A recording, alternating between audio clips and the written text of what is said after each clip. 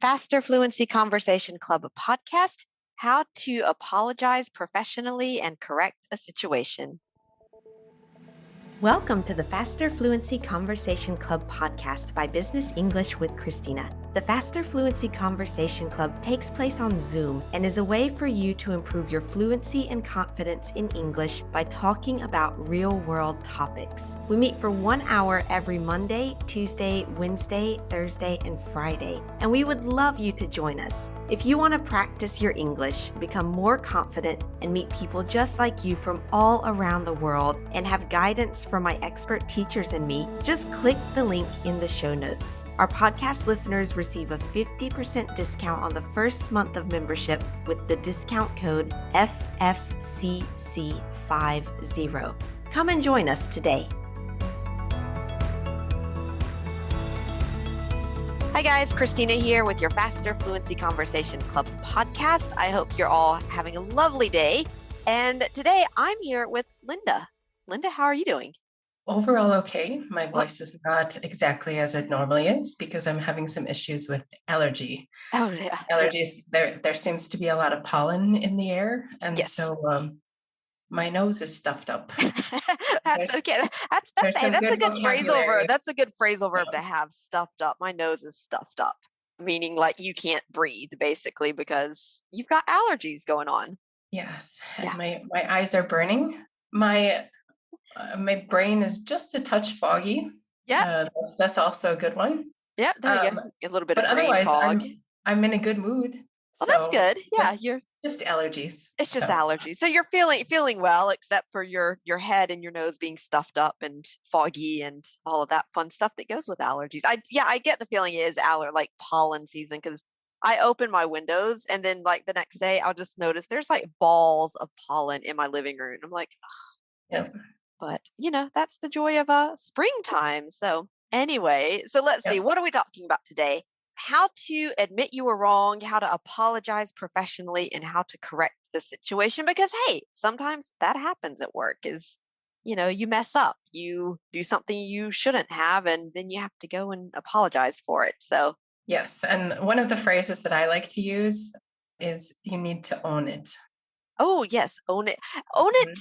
Oh, here's a question. And this is like, now that you mentioned that, well, first we'll define that phrase. Exactly. How would you define that? So if you have made a mistake and you own it, you own the mistake, it means that you are admitting and you are saying that you made an error. You are accepting that you have been the cause of something and that you accept the consequences. So all of that means to own it. To own it. And then here's the question I was going to ask. And this is like, honestly, a question, not like a teacher question where we ask the question and we already know the answer. Own it and own up to it. Would you say that's the same thing? Very, very similar. I think. Yeah, that's what I'm thinking. I'm like, isn't that kind of the way that some phrasal verbs work? Yeah, exactly. I feel like own up to it is used in more of the situation where you hid something for a while, you kept it a secret, and then you finally accept or you own the fact that it was you and the fact that there may be consequences. Okay, so it's kind of like there's a nuance. There's maybe like that tiny nuance. I was going to say they're like 95% similar. Exactly. In the sense of like you made a mistake and now you are acknowledging that was your fault, that you did something wrong, etc. Exactly. Maybe if you own it, it's like more of like immediately, hey, I made a mistake. Oops, let me go tell somebody right now before it turns into a big mistake. Own up to it is maybe like you made a mistake. You're like, oh my goodness, I can't tell anybody. And then you see there's going to be a bigger mistake later down the line. And you're like, oops, I need to maybe tell somebody about this. That's it for me. Yep. Okay. I think that's the basic difference. But I mean, are they somewhat interchangeable? Yes. I think so. Exactly. Yeah. I was going to say that. Let's say that 5% nuance isn't going to change the entire meaning of what you're saying. So you could totally go up to like and say, like I've got something I just have to own up to. I made a mistake on the program or something like that. Yeah. Let's see. I was going to say, what else? Do you have any other good expressions that you would share with us on how to like go to your colleague or your boss and say, oops? before we go there, I'd actually, since I went to school for sociology, I want to talk about a little bit of the sociology, because I feel like in different cultures, admitting that you made a mistake is different. And so I find that interesting. Yeah. And so just to talk about, like, in the US, things like that, there's less personal consequence if you own it. Whereas I know my ex-boyfriend from Korea, admitting that he made a mistake, like, carries some great consequences. And some of my other friends that were from Asian countries, admitting you made a mistake, or even calling someone out, call someone out on their mistake, carries more consequences. And so, like, if someone is your boss or someone above you, you wouldn't tell them that they've made a mistake. Oh, Whereas right. Okay. in the US, it still might not always be the best, but the consequences are not as great. And so I find that interesting from a cultural aspect. So. Okay. Yeah, exactly. Like, kind of like depending on, I guess maybe it's like how strong or how present the idea of like hierarchy is in the culture. Depends on, can you go and like say something to your boss or someone who's higher up than you, like, hey, I think you made a mistake here. And I think maybe even in like, I guess a culture like the US, which is pretty, let's say, horizontal in terms of hierarchy on the surface, at least, it's okay. But then there's all that question of like, how do you do it? There's the diplomatic way. You definitely wouldn't want to go up to your boss and say something like, that's all wrong. Like, I think you made a big mistake here. But maybe you could go up to them and say, like, hey, Bob, I want to talk to you about something. I noticed in the report there was maybe it's almost like what we call hedging, saying like, I kind of noticed that maybe there was something we need to double check in that report. Hedging is the best way to approach that. When you are in the lower position, and you need to call out someone for something they've done, an error, a mistake, or an oversight, something that they didn't realize. But using the maybe, or it's possible, or even just I think, or perhaps even adding in the I'm sorry. Exactly. It's even though I'm sorry, but sorry. I think there's a mistake. Like, it's totally not your fault. And why are you apologizing for thinking that there might be a mistake? It doesn't make sense, but it's the way that you package up the message so that the relationship, let's say, stays on good terms, perhaps.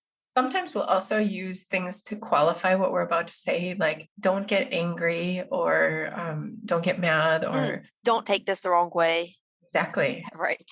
With all due respect. Even though sometimes we're not being respectful with what we say afterwards. Exactly. I would say generally, if you hear someone start a sentence with all due respect, that's, something unpleasant is coming up afterwards. Yeah. Just like when someone starts with I'm sorry, they're probably going to give bad news. That's it. I don't think anyone said, like, oh, I'm really sorry, we passed our target on that last sale. So now we're going to have to do a lot of work. I don't think that would ever happen. I'm trying to think, is there anything else that we would... So we talk about fault or blame. We could talk about blame. I don't know that that's a word that we typically teach. So, like, talking about put the blame on someone, or I blame myself for this problem. Exactly. And I guess we could say, like, if you say I blame myself, it's a way of owning up to, or owning the problem, because you're saying, but I don't know if everyone knows the word blame. So how would you define blame? Blame, like, to blame someone, I would say, is like to place the fault or the mistake, or like it's saying it is the fault of someone else. So if I say, like, I place the blame on myself, I'm saying, like, I am saying that it's my fault that the mistake was made. But if you're saying, like, well, I blame you for this situation, it's saying I'm saying that it's your fault that this is a bad situation. So we also talk about to take the blame. Exactly. So Exactly. Even if it's not my fault, and I say I will take the negative credit for something, I will take the blame. So even though it was a group effort that failed, or it was really my partner that made that particular mistake, you can take the blame for someone else. Yeah, exactly. And so it's like, in the eyes of other people, you allow them to see you as the person that caused the mistake or something. Okay, no, very interesting stuff here. Anything else you want to share before we finish up?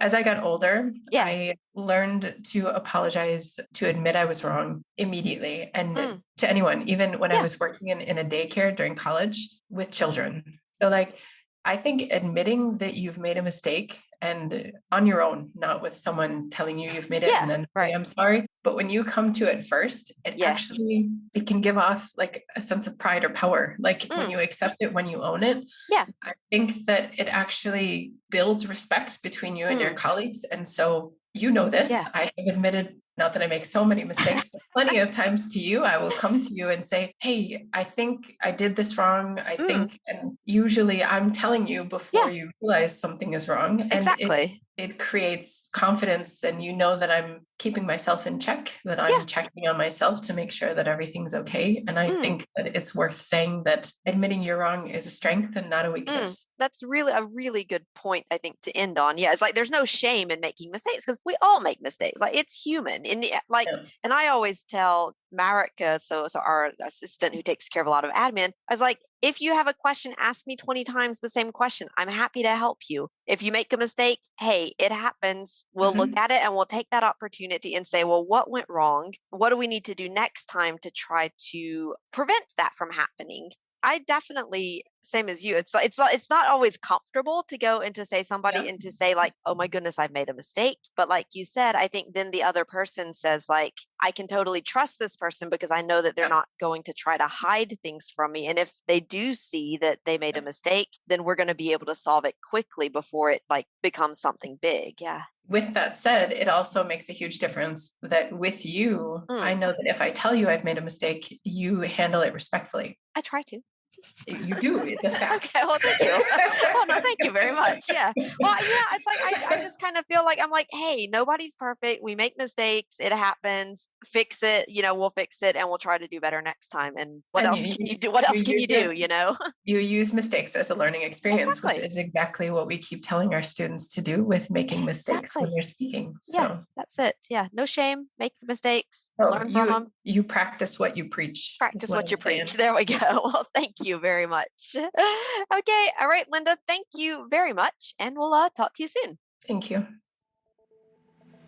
Thank you for listening again this week.